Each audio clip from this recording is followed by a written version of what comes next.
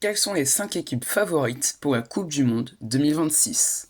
Alors oui, la compétition a déjà commencé, mais bon, il est tout de même important de définir des favoris malgré tout.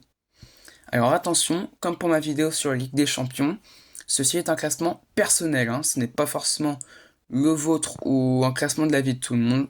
Voilà, je préfère prévenir avant de démarrer la vidéo. Alors, c'est parti.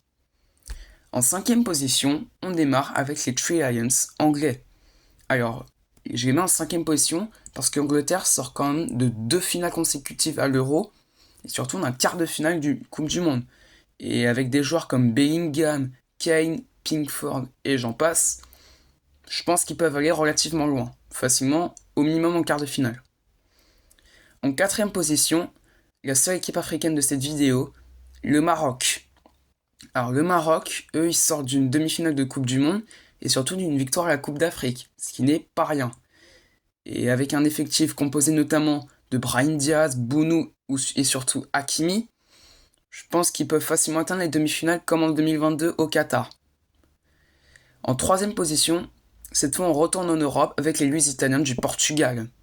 Alors le Portugal, même s'il sort d'une élimination en quart de finale à l'Euro et à la dernière Coupe du Monde, ils viennent de remporter la Ligue des Nations. Pareil, c'est pas rien.